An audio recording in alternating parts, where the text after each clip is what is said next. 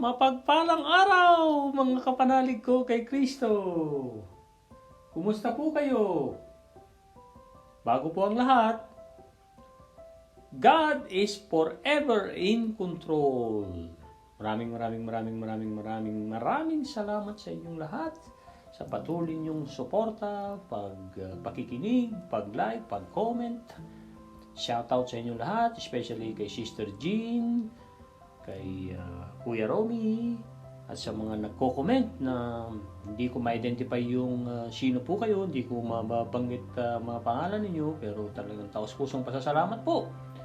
Today po, November 25, tatalakayin natin ang episode 107 sa libro ni Sarah Young, Enjoying Kapayapaan sa Presensya ng Panginoong Jesus. Ang pamagat po ay ito po, pasalamatan mo akong madalas sa paglalakbay sa pamamagitan ng araw na ito. Ngayon din po ay tatalakayin natin ang leadership number 9 ni Lord Jesus Christ at prayer number 9 sa libro ni Dr. Mike Murdock, The Law of Respect. Aaron replaced Moses sa Exodus 12:1-6. The Maxwell Leadership Bible po yan, lessons. Great Essay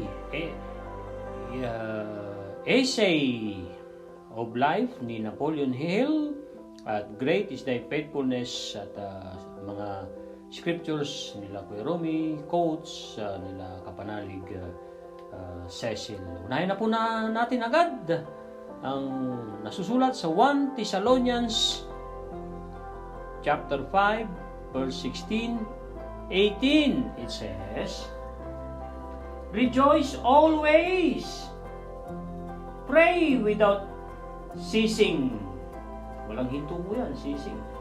In everything, give thanks, for this is the will of God in Christ Jesus for you. At ang pangalawa po, nasa James chapter 4 verse 8.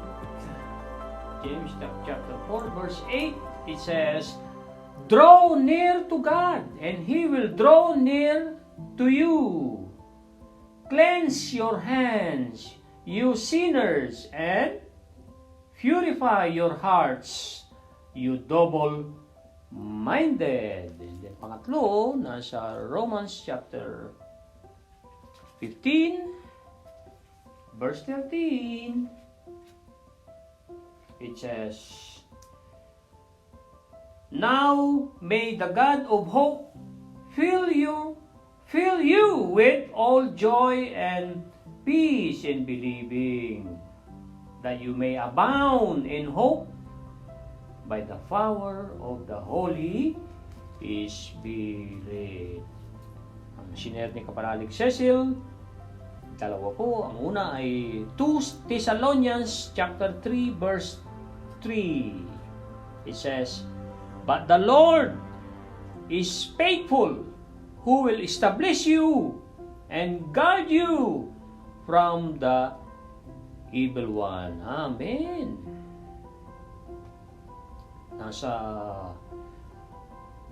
Colossians naman, Tagalog po, taga-Colosas, ikatlong kabanata, versikulo 16. Ito po, ang salita ni Kristo'y hayaan ninyong lubusang manatili sa inyong puso. Turuan ninyo at paalalahanan ang isa't isa ng may buong karunungan. Buong puso, kayong umawit ng mga salmo, mga himo, at mga aawiting spiritual. Mamaya din po idadagdag natin ang panghuling 63, karunungan, 8 po. Kasi may isang episode tayo na 6 lang yung nabahagi natin dahil yung pagka-copy-paste po sa Google ay screenshots, hindi merong certain thing na nakaharang. So 6 lang yung isang episode. So 8 po ngayon na karunungan. Last 8 sa 63 karunungan. Ito po ang life essay ni Napoleon Hill. Sa libro niyang You're Born to be Rich. 11 hours po yan. Nasa YouTube. Saliksikin po natin kung gusto pa natin ng mga self-help books. Marami kayong matututunan. Inilagay dyan.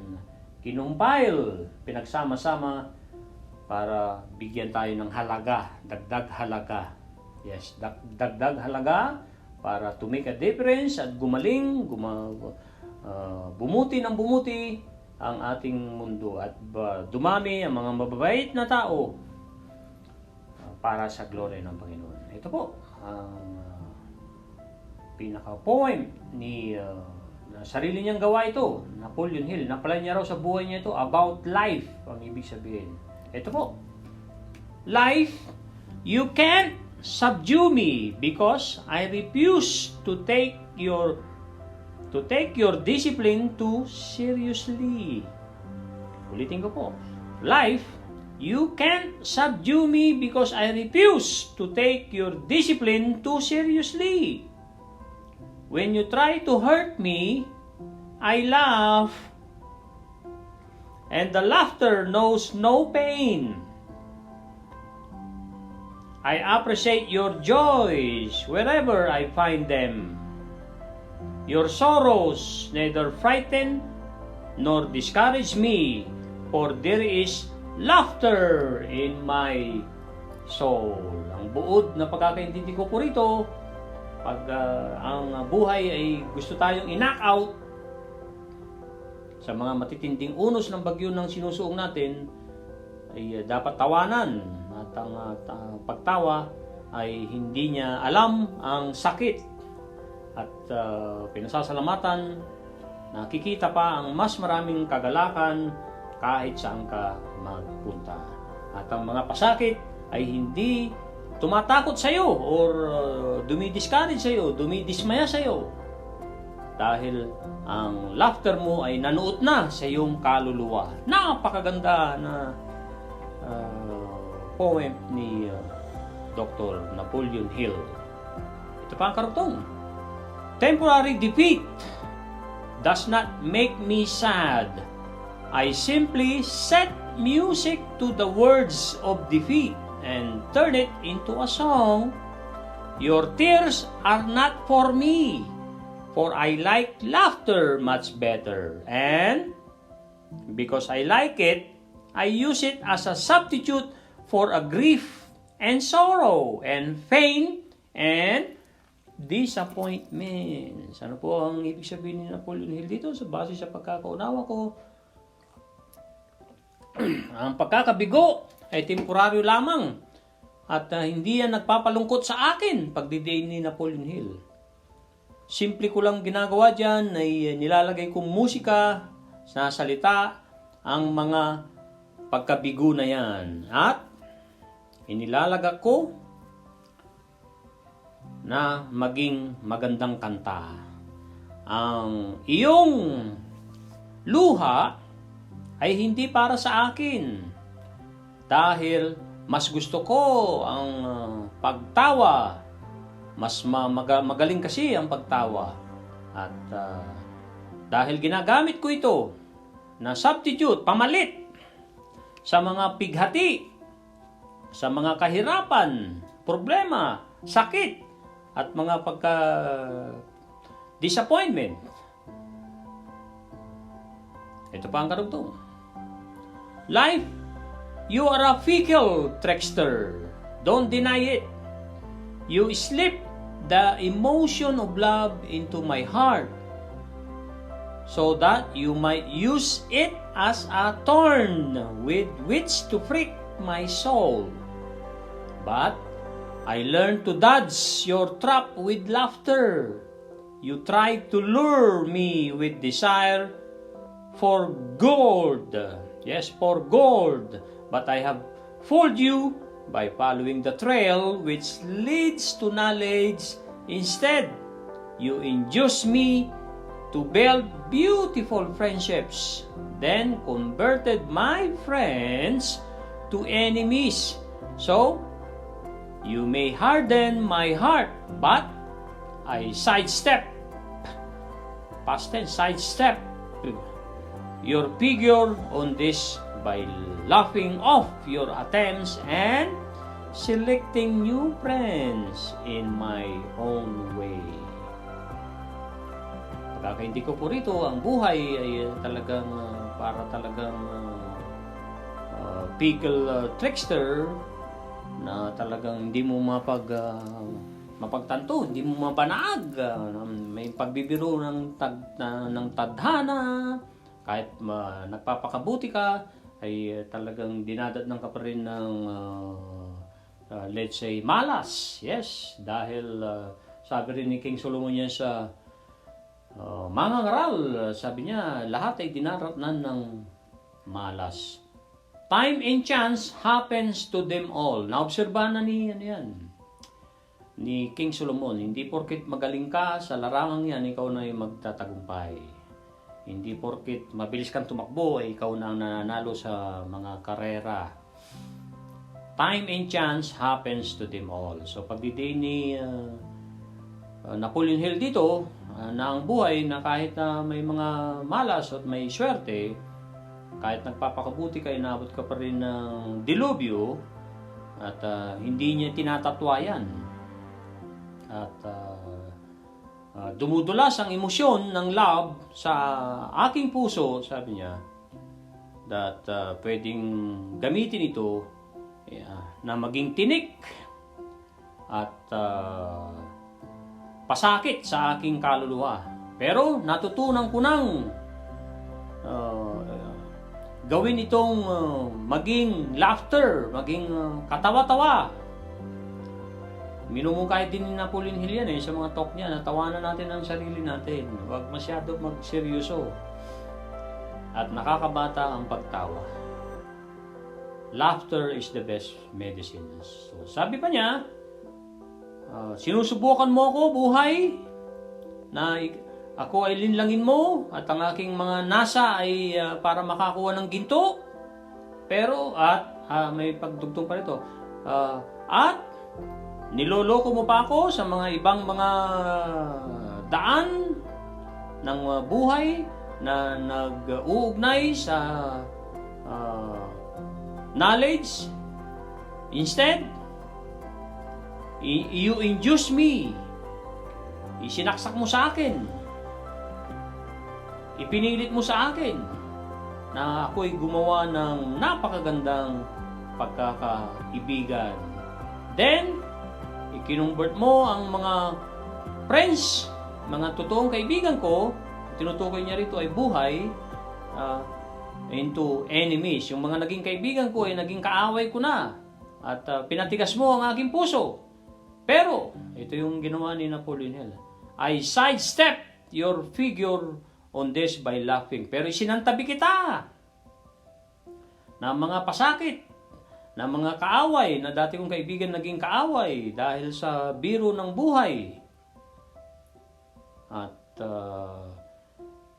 na nagtangka kong pumili uli ng mga totoong kaibigan sa aking daan. Ito pa ang pagdugtong ni Napoleon Hill.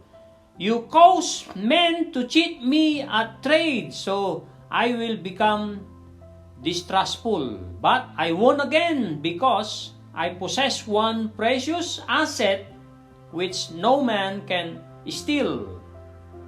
It is the power to think my own thoughts and to be myself. You threaten me with death, but to me, death is nothing worse than a long peaceful sleep. Ulitin ko po yun. Para madiinan ng todo. You threaten me with death, but to me, death, kamatayan, is nothing worse than a long, peaceful sleep. And sleep is the sweetest of human experiences. Excepting laughter, you built a fire of hope in my heart, then sprinkler water on the flames, but I can go you one better by reclining the fire, and I laugh at you once more.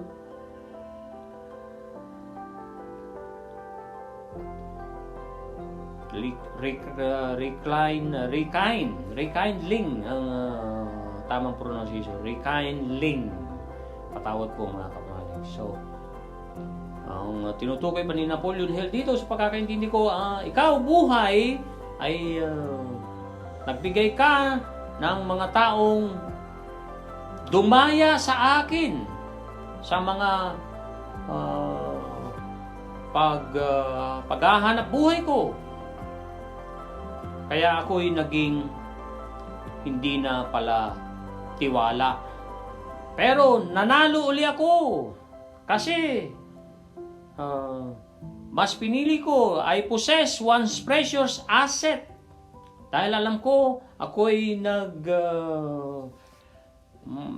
mayroong kakayanan na mayroong talagang kaaya-aya na angkin na ang mga tao hindi kaya nilang nakawin ito sa akin. Ito ang kapangyarihan na sa pag-iisip, sa sarili kong pag-iisip. Ito ay kapangyarihan na mag-isip na angkinin ko ang sarili kong isip. Patakbuhin ko ang aking sariling isip at maging ako ay by myself na makontrol ko ang aking sarili. Pinagbantaan mo ko ng kamatayan, pero ang alam ko ang kamatayan ay wala yan kundi hindi yan masama, pero ito ay mahabang pagkatulog. Ang tulog na yan ay pinakamatamis sa buhay ng tao bilang kanyang karanasan. Kaya nga, accepting laughter, ikaw ay gumawa ng apoy ng pag-asa sa aking puso. And then, winasikan mo ng tubig ang mga pag-aalab na yan. Pero, mas ginusto ko na ako ay humayo ng mas maiging, ako ay maging mabait sa apoy na yan, and ako ay tumawa lamang sa iyo buhay ng muli. Ako'y tumawang muli sa iyo buhay. So ang pagtatapos, you have nothing that can lure me away from laughter, and you are powerless to scare me into submission to a life of laughter. Then I raise my cup of cheer. Ang ibig sabihin po dito, ikaw buhay, ikay wala yan kundi kung ako man ay yung niloloko at inilalayo sa buhay masayang buhay, ay iyan ay walang kapangyarihan sa akin at hindi mo ako kayang takutin at hindi ako magpasusuko ng para isuko ko ang buhay ko, at mas ginusto ko na ang buhay ay may kasamang kasiyahan, pagtawa, at itinataas ko ang aking baso para sabihin sa iyo buhay, cheer, magdiwang ka. Parang gano'n ang ibig sabihin ni Napoleon Hill. Napakaganda po, mga kapanalig. Ito po ang prayer number 9 at number 9, leadership of Jesus. Ito po ay Jesus was concerned about the finances of people. Jesus was concerned about the finances of people. Sabi ni Dr. Mike Murdock sa mga highlighted words dito sa leadership number 9, Your future starts with whatever is in your hands today. Your future starts with whatever in your hand today. Ang kinabukasan mo, kapanalig, sabi ni Dr. Mike Murdock, ay nagsisimula sa anuman ang hawak mo ngayon. Anuman ang buhay mo ngayon, ang kahapon ay wala na, lumipas na yun. Huwag mo nang balikan ng kahapon. Kung ano yung ngayon, ay diyan ka magsimula. At pwede kang magsimula talaga. Lalo na pag hiningi mo ang tulong ng Banal na Espiritu. Kung nadapa ka man, bumangon ka dyan. At ikaw ay tatatag. Nothing is too little to multiply. Walang maliit na pwedeng dumami. Everything is reproductive. Lahat ay pwedeng mapadami, madagdagan. Everyone has received something from God which is capable of reproducing. Lahat tayong mga tao ay tumanggap sa Panginoon at talagang may kakayanan magparami or palakasin ang iyong abilidad at palakasin ang iyong pananampalataya kung ano man yan gusto mong paramihin. Jesus showed people that God was their true source of everything. Sa Matthew chapter 6 verse 31 hanggang 34. Ipinakita ni Lord Jesus Christ sa mga tao na ang Panginoong Ama sa langit na kabanal-banalan ay talagang siya ay totoo at siya ay pinanggagalingan ng lahat. Na siyempre, ng kabutihan. Jesus taught that giving was one of the ways to multiply what He has given you. Si Lord Jesus Christ ay nagturo na ang pagbibigay ay yan ang napakagandang mainam na paraan para makapagpadami pa, multiply, na sa anumang ibinigay sa iyo. At sabi sa Luke chapter 6 verse 38, give and it shall be given unto you.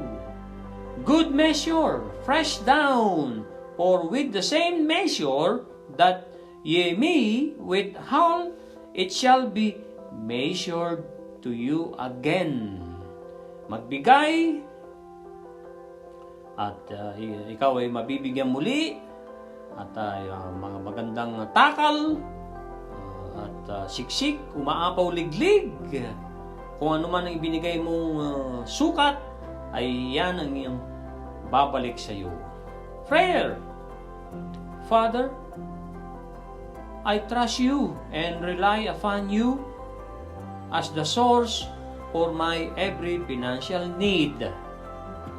Help me to fully grasp the key to receiving finances is in sowing finances as you direct. No matter the amount, please teach me how can I also show others how to discover financial freedom. In Jesus' name, can we say Amen? Amen. Okay, ito po yung huling 8 Bible verse na Tagalog, karunungan. 8 po ito. Ito na po ay pang 63 na Bible verse na karunungan. Nagagalak sa karunungan. Kawikaan, chapter 8, verse 32. Mga konsepto ng taluntod. Ngayon nga, mga anak ko, dinggin niyo ko, sapagkat mapalad ang nag-iingat ng aking mga daan. Kawikaan, chapter 10, verse 19. Sa karamihan ng mga salita ay hindi nagkukulang ng pagsalangsang. Yan, opo.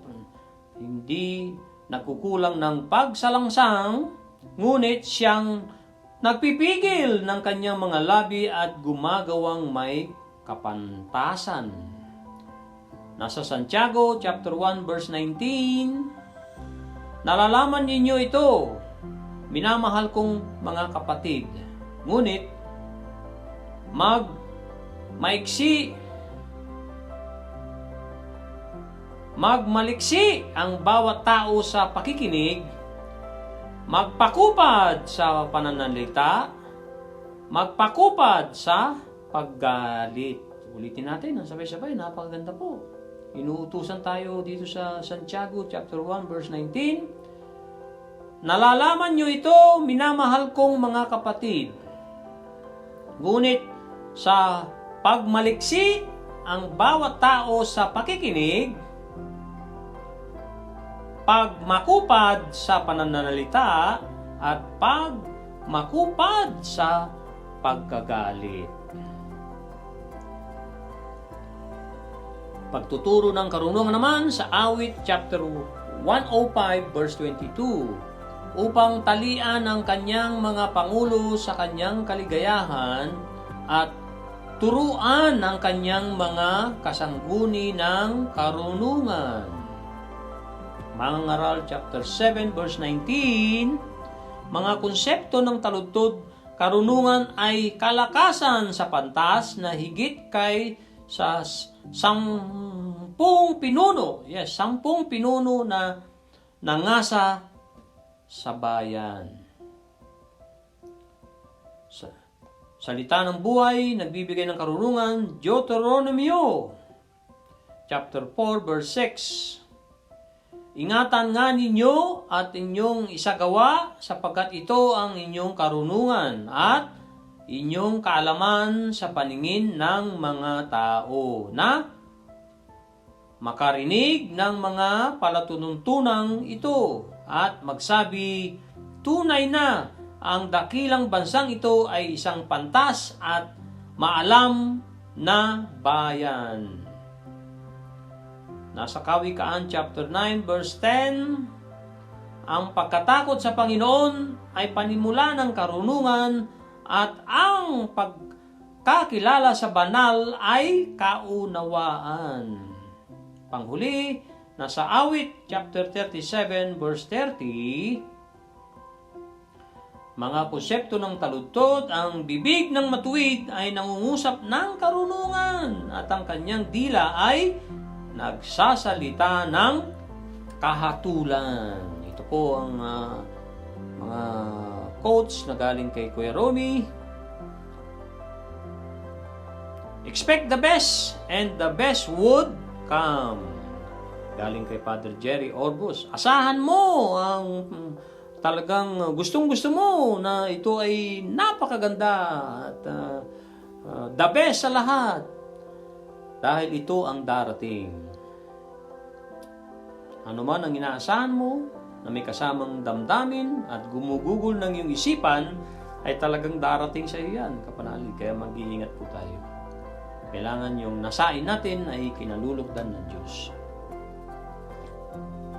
Sabi naman ni Father Dave Concepcion, na babahagi pa rin ni Kuya Romy, all grateful people are happy people. Amen to that.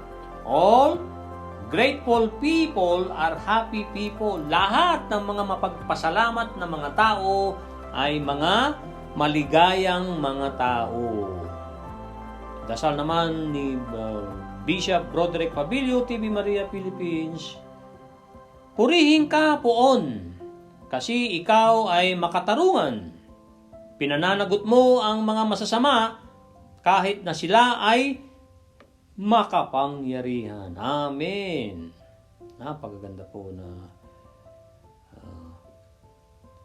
mensahe, Kuya Romy. Salamat ng mga narinig mo kina Bishop Pabilio, sa mga iba mo pang pinakikinggan ay binabahagi mo sa amin. Ito po ang episode 107, mga kapananalig. Pasalamatan mo kung madalas sa paglalakbay sa pamamagitan ng araw na ito.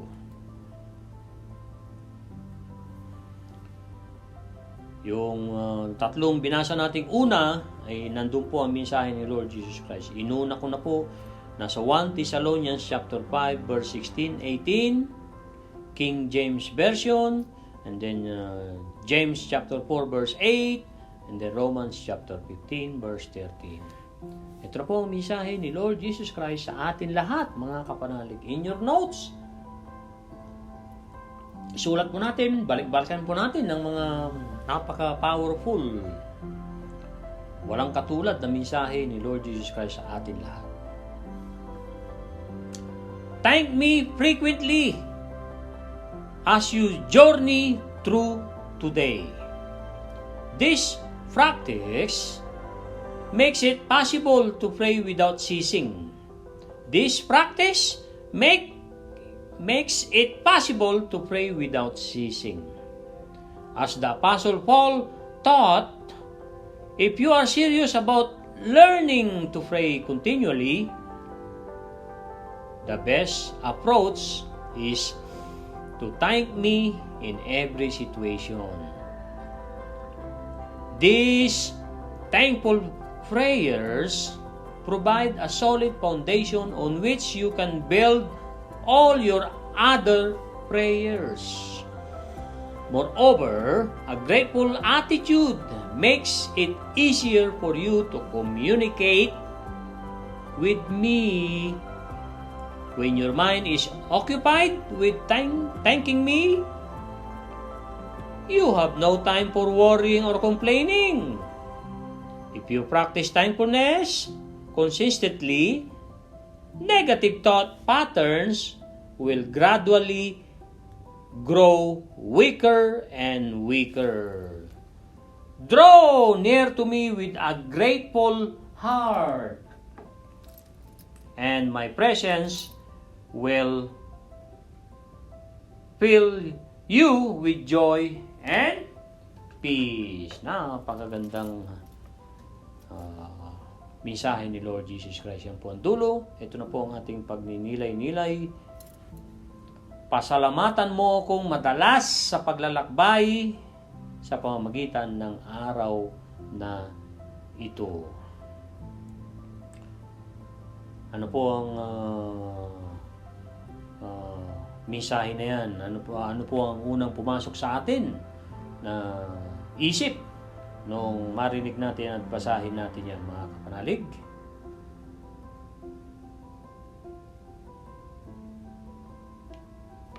So, pasalamatan mo ko ng madalas sa paglalakbay mo sa araw na ito. Itong pagsasanay na ito ay talagang makakagawa ng posible na pwedeng maging daan na ikaw ay magdasal ng walang batid. Yes, nang walang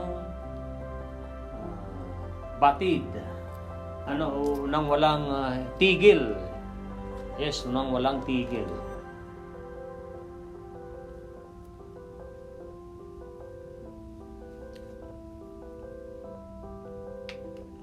Kagaya ng sabi ni Apostol Pablo na itinuro niya sa atin, kung ikaw ay seryoso about para matutunan mo ang magdasal ng tuloy-tuloy, ang pinakamainam na approach, pinakamainam na gagawin mo ay pasalamatan mo ko sa lahat ng sitwasyon.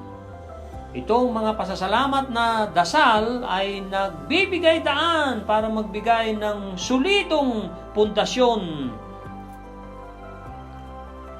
na makakagawa ng or tatawid sa ibang mga dasal mo. Baka doon ang iyong pasasalamat na ugali ay umuugnay ng mas easier, ibig sabihin mas madali na ikaw ay makipag-usap sa akin.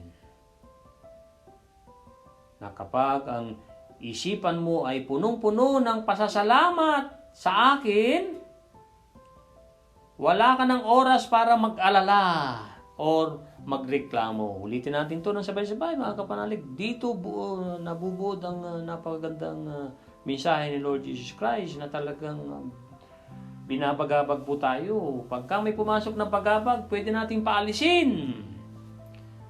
Ang ibon na gustong dumapo sa iyo, sa ulo mo, ay hindi mo yan makukontrol. Pero ang kaya mong gawin ay huwag siyang mamahay, tumae, mangitlog sa ulo mo. So, hindi mo kayang kontrolin ang outside, pero kayang-kaya mong kontrolin ang inside. Which is yung binasa natin kaninang poem na ginawa, sariling gawa ni Dr. Napoleon Hill.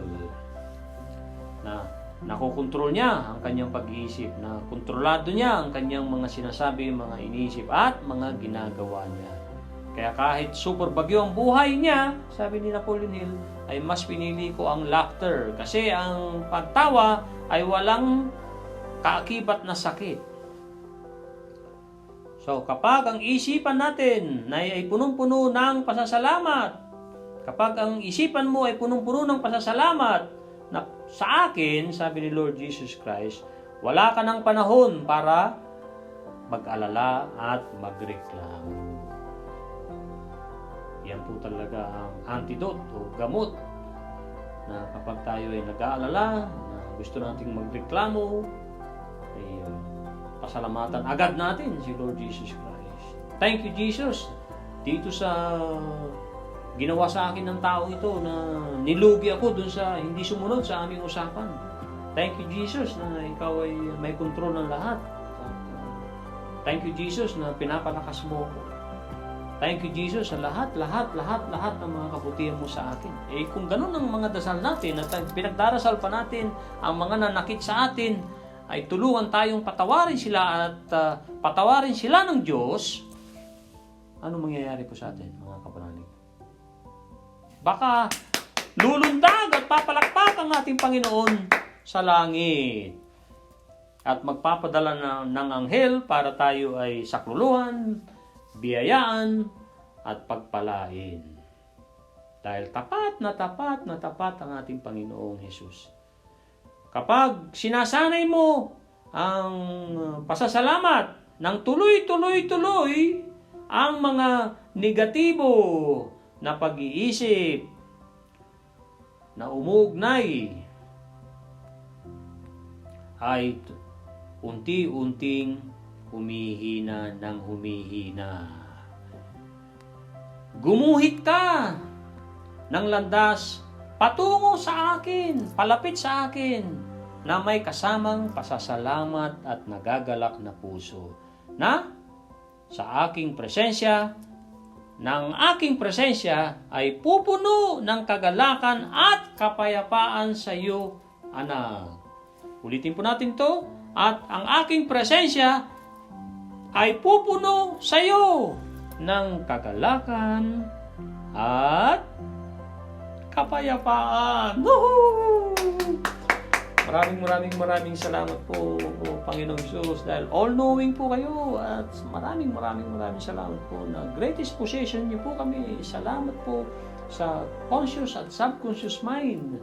Sa libro ni Dr. Joseph Murphy, The Power of Subconscious Mind, ay Google ko kanina, may Tagalog, kasi gusto ko sanang italakay sa inyo ang ano ba talaga sa Tagalog para manuot sa atin ang talagang yung meaning ng subconscious mind.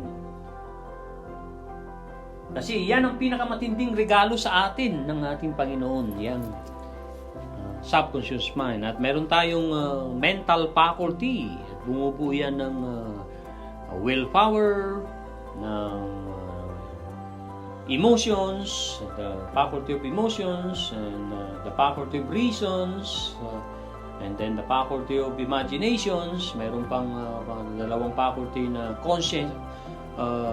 conscience at memory. Sa yung mga faculty na yan, napakatindi niyan. So pag nagamit natin, kaya nga renew your mind sa Romans 12:2, mga kapanalig. So naisalin sa Tagalog ang The Power of Subconscious Mind, nasa YouTube po. Yung iba po sa inyo, mga kapanalig, ay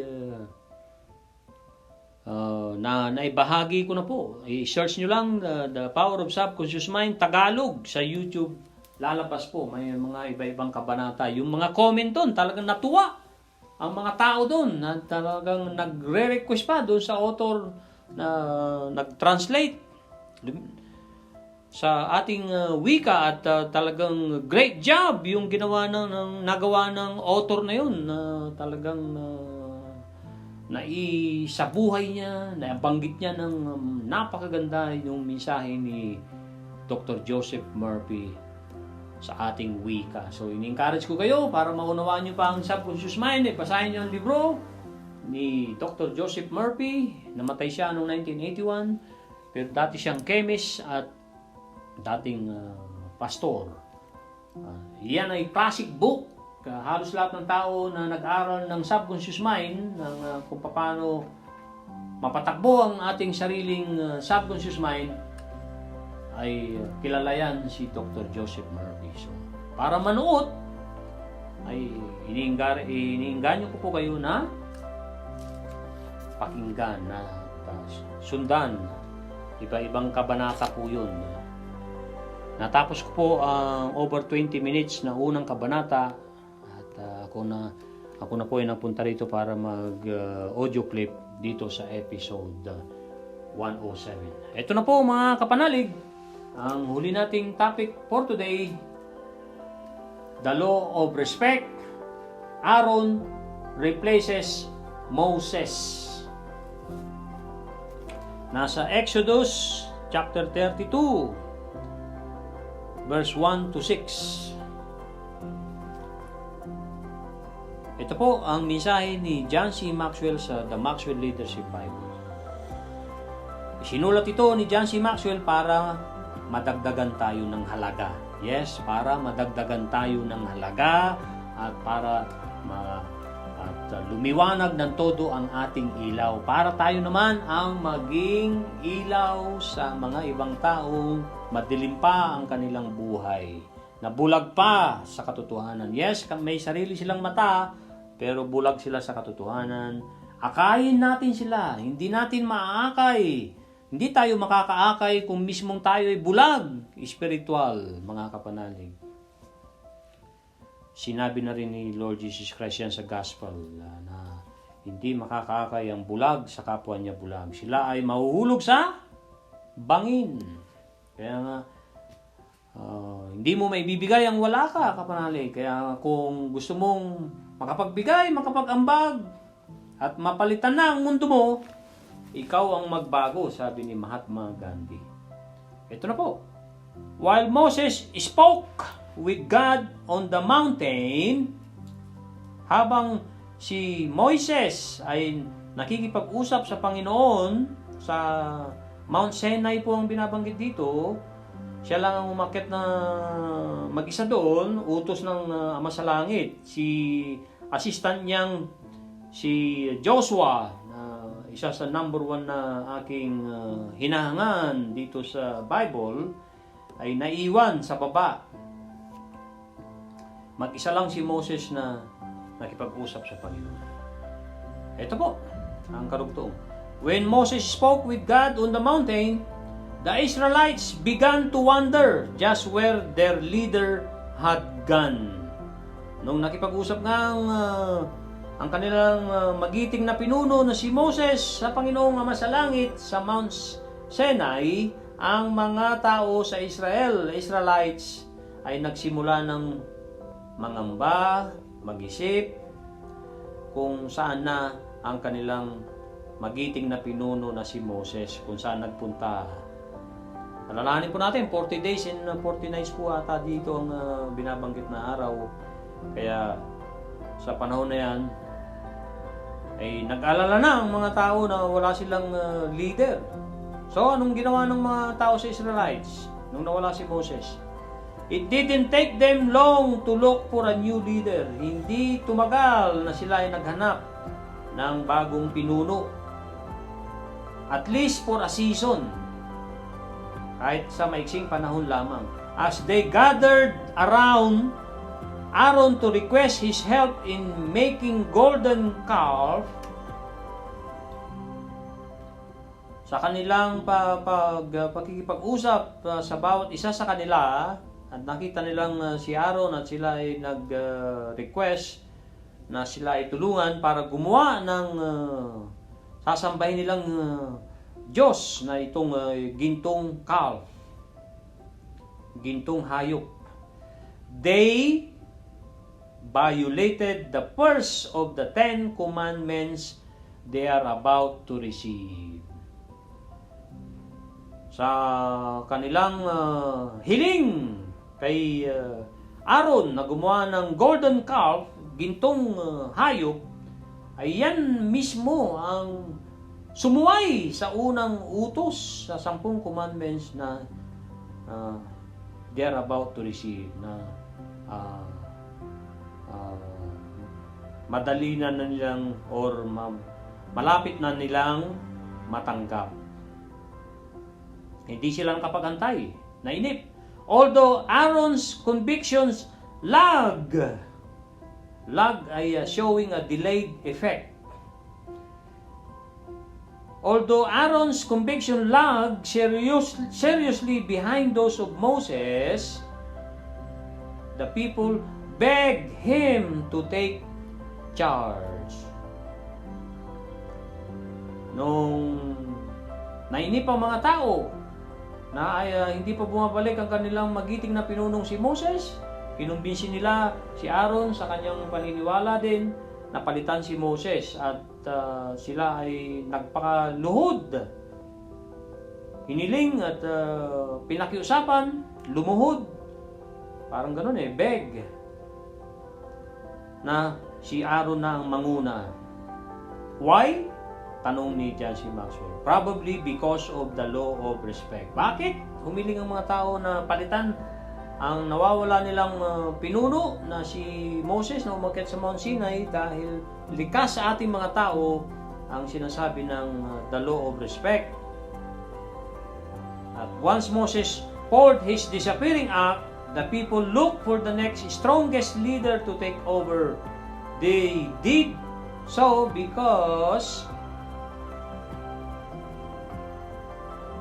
nung nawala nga sa tingin nila si Moses at alam nila hindi na babalik si Moses, ang mga tao ay humanap ng pinaka magiting at malakas na pinuno nila to take over para palitan ang kanilang leader na si Moses. Ito po yung apat na dahilan na mga ginawa ng mga tao. People are like sheep without shepherd. Ang mga tao, tayong mga tao, mga kapanalig, ay para tayong mga tupa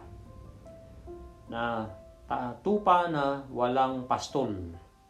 They always need a leader, and Jesus said so sa Mark chapter 6 verse 34. Marcos kapitulo 6 versikulo 34. 34. Number 2, People focus on immediate felt needs. They struggle with delayed gratification. Tumutok ang mga tao sa kanilang mga immediate na pangangailangan. At sila ay napagabag at sa delayed gratification. Number 3, people suffer memory failure. They always ask, what's the leader done for me lately? Napakagandang pagnilay-nilay natin ito, mga kapanalig. Totoo po ito. Ang mga tao ay talagang nagdurusa ng sa memorya about pagkabigo. At lagi nilang tinatanong ang pinuno anuman ang nagawa nila sa kanila lately. Number 4, people are insecure. They begin to worry without abundant signs of hope. Insecure ang mga tao, mga kapanalig. Nung panahon ni Moses sa Exodus 32, sila ay bantulot at nagsimula silang mag-alala ng walang sinyales ng pag-asa. Yan po ang ating episode 107, mga kapanalig. Maraming salamat uli sa inyong lahat. Ano po ang lagi natin tatandaan? God is forever in control. If we strive to thrive for God's greater glory, we can absolutely thrive. If you think you can't or you can, you are absolutely right. Kapag naisip mo na ikaw ay tama o mali, ikaw ay talagang totoong tama kung ano inisip mong negatibo or positibo ng paniniwala or hindi pagsang-ayon, pagdududa. So, nasa pag-iisip, mga kapanalig. Maraming salamat. God bless everyone. Bye-bye now.